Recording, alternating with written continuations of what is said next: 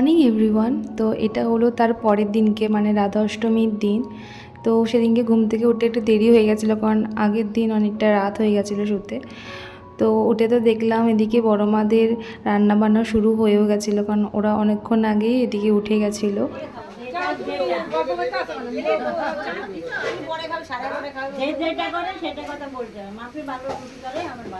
ওরে আজ কালকের থেকে আরো ফুলবে ফুলটি, ভালো হবে, কালকের থেকে আরো ফুলবে।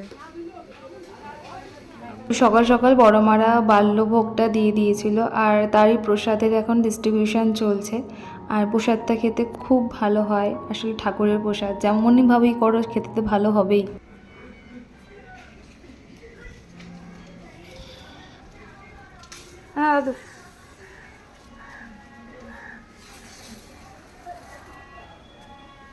হাত ধোয়া, হাত পরিষ্কার তো।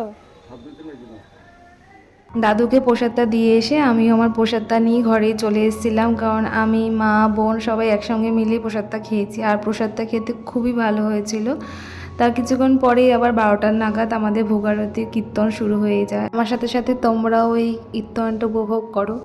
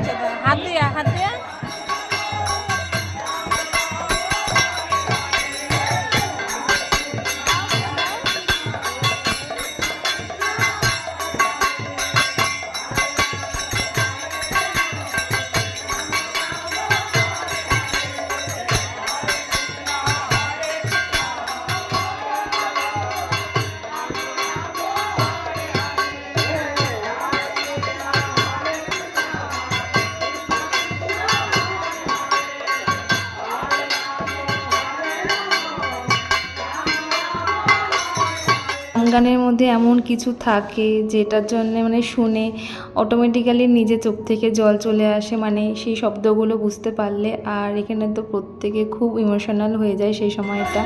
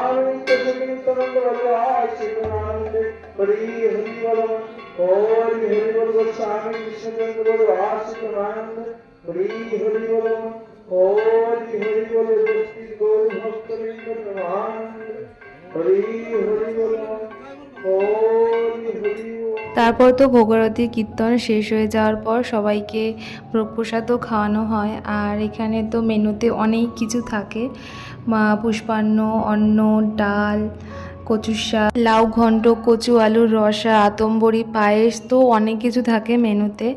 আর প্রথমে তো গোসাই বাবারা দেওয়া শুরু করে, তারপরে আমরা ধরতে পারি, নয়তো তার আগে আমরা ধরতে পারি না।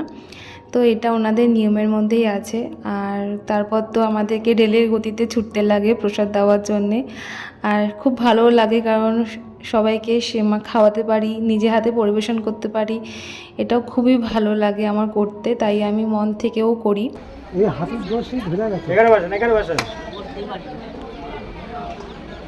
ছোটবেলা হাঁটু খেলছিলেন? তোমার দিদি বসাতে দেখো না সুগার তো না আরেকটা কি সমস্যা হয়েছে, ওটা ওরও ডাক্তার ফাক্তার দেখাচ্ছে, ওটা শরীর খুব খারাপ। জানি না শোনো বিমলদার জন্য কি শরীর খারাপ? বিমলদা কিসে এই জন্য একটা সময় আমি বললেও আসে। এদিকে তো প্রত্যেকবারের মতনই প্রসাদ খেয়ে সবাই পঞ্চমুখ যে ভীষণই ভালো হয়েছে প্রসাদ, প্রত্যেকটা রান্না। তো জানি না গোসাইমাদের হাতে অত জাদু আছে, তার জন্যই এত ভালো হয়, আর গোপালের আশীর্বাদ তো অবশ্যই আছে। আর এদিকে তো আমরা সবাই খেয়ে দিয়ে একটুখানি রেস্ট নিচ্ছিলাম। ছাগল ভালো হয়েছে।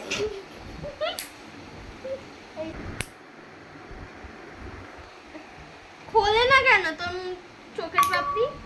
আমার মামাবাড়ির এই রাধা অষ্টমী আর দোল উৎসব তো আমি কোনো দিনই মিস করিনি, আশা করছি কোনোদিনও মিস করবো না। আর রাধা অষ্টমীর ব্লগ তোমাদের সবার কেমন লাগলো সেটা আমাকে কমেন্টে জানিও। দেখা হবে নেক্সট কোনো ভিডিওতে। বাই।